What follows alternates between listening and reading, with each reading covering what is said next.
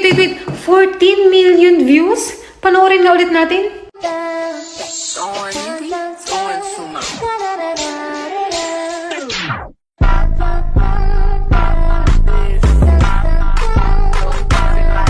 At eto na nga sa mga nagre-request ng mabilisang Tyla dance tutorial, tumayo ka na dyan, let's go!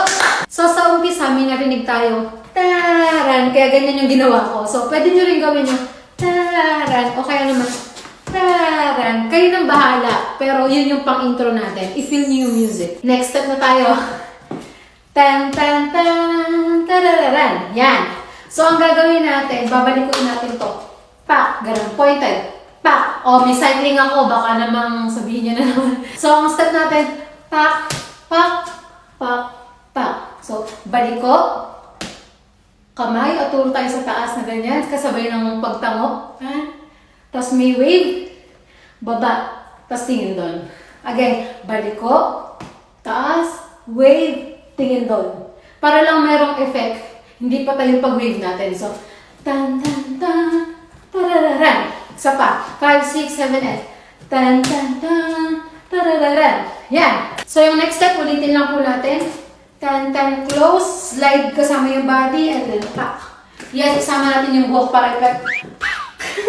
Ito na tayo sa best part. So, 4 na beses tayong bubukakang ganyan. O, ano, sasabihin na naman ng iba, eto na naman si bukaka. Anong gusto niyong gawin ko?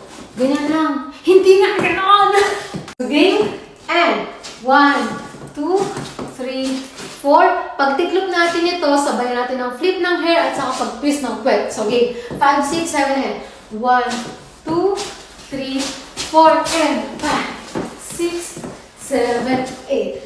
So, yung paa natin papunta doon, mindset natin, magpunta tayo sa kanan. So, ganito lang siya yung ginagawa ko. Yan. Yo!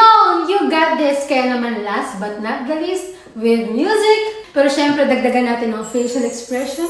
I-feel natin talaga yung tugtog. At saka syempre, dapat confident ka sa gagawin mo kasi alam kong kayang-kaya mo yan.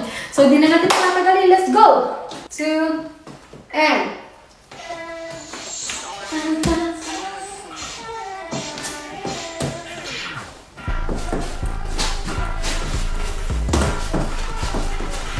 Yay! Congratulations mga kapulungan! Hindi na ako makapaghintay na mapanood ang iyong version. Kayang-kaya mo yan. Dito sa social media, wala namang deadline. Kaya take your time. You can do this. Sa mga nanood naman po ng video natin, maraming salamat po. At kung meron kayong isasuggest na gusto nyo gawa natin ng another tutorial video, comment lang po kayo sa baba. Again, thank you so much and see you again on my next video. Bye!